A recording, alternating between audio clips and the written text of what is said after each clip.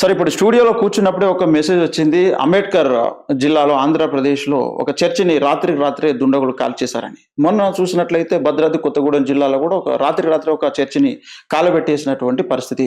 దినదినము ఈ దాడులు జరుగుతూనే పోతా ఉన్నాయి. కానీ క్రైస్తవ సమాజం నుండి ఎలాంటి ఒక యూనిటీ కానీ, దీనికి ఒక పరిష్కార మార్గం కానీ ఎవరు చూపెట్టినటువంటి దాఖలాలు అయితే కనబడతలేవు.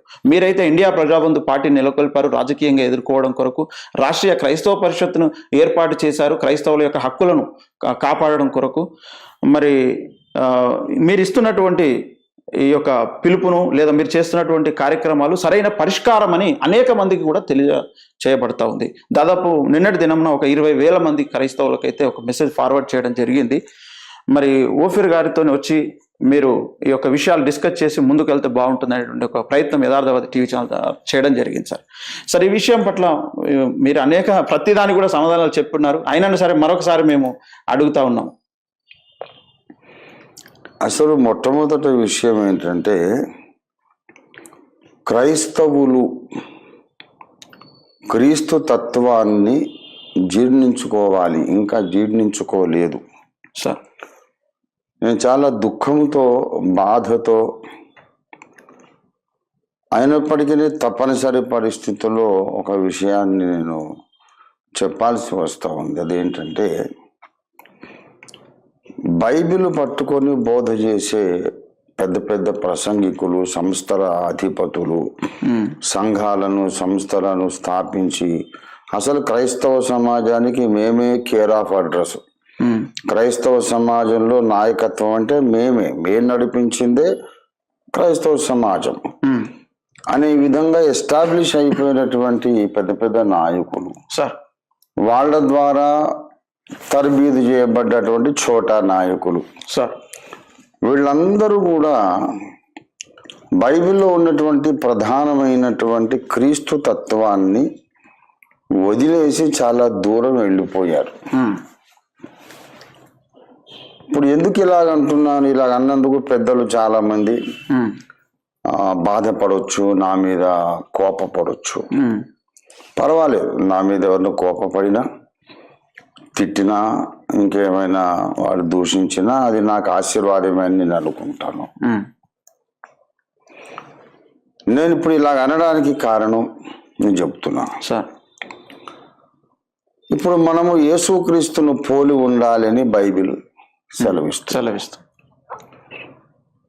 పౌలు కూడా అన్నాడు, నేను క్రీస్తును పోలి నడుచుకున్న ప్రకారం మీరు నన్ను పోలి నడుచుకోనండి. అయితే దీనిని గూర్చి బోధకులు చెప్పడం అంతా ఏమిటంటే,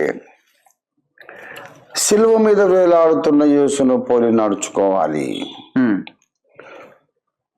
ఆయనను హింసిస్తున్న వాళ్ళ మీద ఆయన కోపాన్ని ప్రదర్శించలేదు, వాళ్ళ మీదకి శిక్ష కొరకు ఆయన ప్రార్థన చేయలేదు. తండ్రి, వీళ్ళు ఏం చేస్తున్నారో వీళ్ళకి తెలియదు, వీళ్ళని క్షమించమనే ప్రార్థన చేశాడు. గనక మరణ సమయంలో కూడా అంత ఘోరమైన చిత్రహింసలు అనుభవిస్తూ కూడా ఆయన క్షమాగుణాన్ని ఆయన చూపించాడు. అంతటి ఓపిక మనకు ఉండాలి, యేసు పోలిక అని నేర్పిస్తూ వచ్చారు ఈ 2000 సంవత్సరాల బట్టి సార్. అయితే యేసు పోలిక అంటే సార్, ఆయన శిలువ మీదికి వెళ్ళడానికి కొద్ది రోజుల ముందు మరి యెరూషలేము దేవాలయంలో ప్రవేశించి అక్కడ రూపాయలు మార్చేవాళ్ళు, రూకలు మార్చేవాళ్ళు, పావురాలు, ఇంకా ఇతర జంతువులు అమ్మేవాళ్ళు. అదొక పెద్ద వ్యాపారపు సంతలాగా చేసేసారు, వ్యాపారపు ఇల్లుగా చేశారు. వాళ్ళ మీద ఆయన ఆగ్రహాన్ని ప్రదర్శించి ఆయనే తాళ్లతో ఒక కొరడా పేని కొరడా జడిపించి వాళ్ళందరినీ ఆ రూపాయలు ఆ బల్లలో పడద్రోసి రూపాయలు చల్లేసి ఆ జంతువులను, పక్షులన్నిటిని వెళ్ళగొట్టి అలాగా ఆయన వీర విహారం చేశాడు సార్. మరి యేసు పోలిక అంటే ఇది కూడా ఉంది. అక్రమం జరిగినప్పుడు ఆగ్రహాన్ని ప్రదర్శించడం కూడా యేసు పోలిక. ఈ యేసు వేరు, ఆ యేసు వేరు కాదు, ఒకటే. మరి క్రైస్తవులు దేవాలయములో, యెరూషలేములో కొరడా పట్టుకున్న యేసులాగా కూడా ఉండాలి అని ఎందుకు నేర్పించలేదు? కొరడా పట్టుకుందామంటేనేమో నువ్వేమన్నా దేవుడు, ఆయన దేవుడు కనుక అట్లా చేశాడు అని చెప్తున్నారు. మరి కొట్టే వాళ్ళను క్షమించమంటున్నావు, ఆయన దేవుడు కనుక క్షమించాడు, నేనేమన్నా దేవుడినా సార్ క్షమించడానికి? దేవుడైతే క్షమించగలిగాడు కానీ నేను ఎట్లా క్షమించగలను అని అంటే దానికి జవాబు లేదు. నేను దేవుణ్ణి కాదు, మనిషిని, కానీ దేవుడిలాగా క్షమించాలట. కానీ దేవుణ్ణి కాదు గనుక దేవునిలాగా కొరడా పట్టుకోవద్దట. ఈ విషయంలో అసలు బోధకులకే స్పష్టత లేదు, సమాజాన్ని కన్ఫ్యూజ్ చేసి పెట్టేశారు. ఎట్టి పరిస్థితుల్లోనూ అక్రమమును చూసినప్పుడు కోపపడకూడదు, అది క్రైస్తవునికి తగదు, మనం ప్రశాంతంగా ఉండాలి, ఏ అన్యాయమైనా జరగని, అక్రమము జరగని, ప్రార్థన చేయాలా, దేవునికి అప్పగించాలి, మనం ఆవేశపడకూడదు అని నేర్పించారు ఈ 2000 సంవత్సరాలు. కానీ బైబిల్ ఏం చెబుతుంది, పౌలు ఏం చెప్పాడు ఎఫెసీయులకు, కోపపడుడి గాని పాపము చెయ్యకుడి. ఈ కోపాన్ని అదుపు చేసుకోలేక ఆ కోపంలో నువ్వు హత్యలు చేయడం, కోపంలో నువ్వు దాడులు చేయడం, ఇటువంటివి నువ్వు చేయొద్దు. కానీ కోపం అనేది రావాల్సిందే. రైచస్ యాంగర్, న్యాయమైనటువంటి కోపం ఒకటి ఉంది, అది లేకపోతే వాడు అసలు సరైన మానవుడే కాదు అని ఈ బోధకులు నేర్పించలేదు. ఎప్పుడైతే వాక్యానికి భిన్నమైనటువంటి లైన్ వీళ్ళు తీసుకున్నారో మరి ఇక అన్ని విషయాల్లో కూడా ఈ వ్యత్యాసం అనేది ప్రతిబింబించింది. ఇప్పుడు అసలు క్రైస్తవులకు మెయిన్ వచ్చినటువంటి ప్రాబ్లం ఎందుకు కలవరంటే, అసలు ఇప్పుడున్న పరిస్థితిని ఎదుర్కోవాలి, చక్కదిద్దాలంటే అందుకు కావలసిన సిద్ధాంత బలము, ధైర్యము, చరిత్ర, నేపథ్యము అంతా ఉన్నటువంటి వ్యూహము ఉన్నటువంటి ఏకైక శక్తి ఇండియా ప్రజాబంధు పార్టీ, ఏకైక నాయకుడు అద్దంకి రంజిత్ తోఫిర్. ఇది మొత్తం జగమెరిగిన సత్యం. అయితే వీళ్ళు కలవరు, ఎందుకంటే చిన్న చిన్న ముఠాలు కట్టి మా వెనుకింత జనం ఉన్నది అని చూపించుకొని ఒక ఎమ్మెల్సీ పోస్ట్ తెచ్చుకుంటారు, మా వెనుక ఇంత బలం ఉందని చూపించుకొని ఏదో ఒక పార్టీలో చేరి ఎమ్మెల్యే సీటో టికెట్ ఏదో తీసుకుంటారు.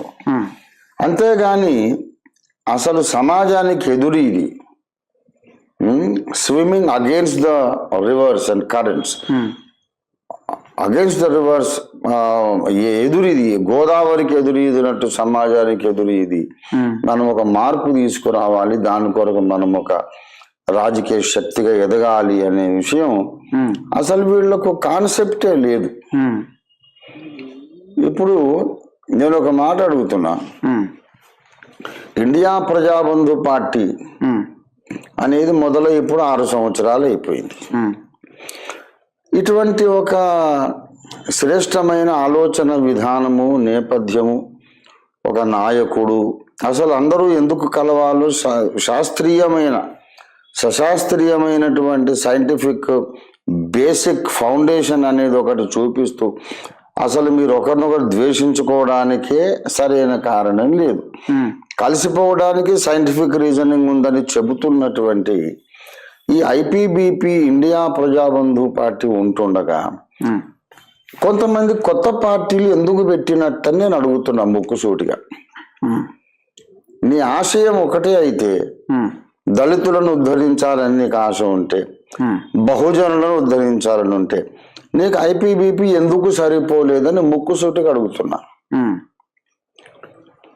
ఐపీబీపీ కంటే మించి నీ దగ్గర ఏం సబ్జెక్ట్ ఉందని, నీవు ఎన్ని కులాంతర వివాహాలు చేశావు, బాబాసాహెబ్ ఆశయాల ప్రకారం నువ్వు ఏం రిస్క్ తీసుకున్నావు, మనం కులం వాళ్ళం కలుసుకున్నావు అనేది తప్ప అసలు బాబాసాహెబ్ అడుగుజాడలో నువ్వు నడిచిందేంటి? మేము నడిచాం, 400కు పైగా కులాంతర వివాహాలు చేసాము. అంతకన్నా పెద్ద సీన్ ఎవరికి ఉంది? ఎందుకు వచ్చి కలవరు? వాళ్ళు వేరే పార్టీ రిజిస్ట్రేషన్ ఎందుకు చేయాలా? అందరూ కలిసి ఐపీబీపీలోకి వచ్చేస్తే మీరే ఎమ్మెల్యేలు, ఎంపీలు అవుతారు కదా. నేనైతే ఇప్పటిదాకా ఎక్కడ పోటీ కూడా చేయలేదు, టికెట్లు ఇచ్చి పోటీ చేయించేది తప్ప. కాబట్టి అసలు ఈ మనువాదాన్ని సమర్థవంతంగా ఎదుర్కొని దాన్ని తరిమి కొట్టాలి అనే కాన్సెప్ట్ లేదు. ఇన్ ద గివెన్ సిచ్యువేషన్ మనకంటూ ఒక ముఠా ఉంటే ఏదో ఒక పొలిటికల్ పార్టీ మనకు టికెట్ ఇస్తుంది, ఒక ఎమ్మెల్సీనో ఎమ్మెల్యేనో ఏదో అవుతాము, మన ఫ్యామిలీ డెవలప్ అవుతుంది. దేశాన్ని ఎవడు మారుస్తాడండి, మన వల్ల ఏ పని, ఆ దేవుడు మార్చాలి కానీ అనే కాన్సెప్ట్ లో వీళ్ళందరూ ఉన్నారు. నిజంగా సమాజాన్ని మార్చాలంటే మాత్రం అందరూ వచ్చి ఐపీబీపీతో చేతులు కలపడం కంటే వేరే గత్యంతరం లేనే లేదు. అయితే సమాజాన్ని మార్చేది మాకు అవసరం లేదండి, మేము మా ఫ్యామిలీ డెవలప్మెంటే కావాలనుకున్నవాడు చిన్న చిన్న కుంపట్లు పెట్టుకుంటారు. నేను ముక్కుసూటి అడుగుతాను, నేను చేసిన దానికంటే మీరు కొత్త పార్టీ పెట్టి సమాజాన్ని మనువాదాన్ని ఎలా ఎదుర్కొంటారు? అసలు కుల వ్యవస్థ బండారం అని నేను చేసిన ప్రసంగం చేసినోడు అసలు ఇండియాలో ఉన్నాడు ఎవడైనా? కులం ఎలా పుట్టింది, పంచమ జాతి ఎలా పుట్టింది, ఎవడైనా ఉన్నాడా? కాబట్టి వీళ్ళకి ఎవరికి కూడా చిత్తశుద్ధి లేదని నేను అనుకుంటున్నా. చిత్తశుద్ధి ఉంటే డెఫినెట్ గా ఏకైక రాజమార్గం అందరూ వచ్చి ఐపీబీపీలో జాయిన్ కావాల్సిందే, వేరే మార్గం లేదు. ఎందుకంటే ఇంతకన్నా చరిత్ర నాయకుడు ఏ పార్టీకి లేడు. Yes. Okay okay sir, okay.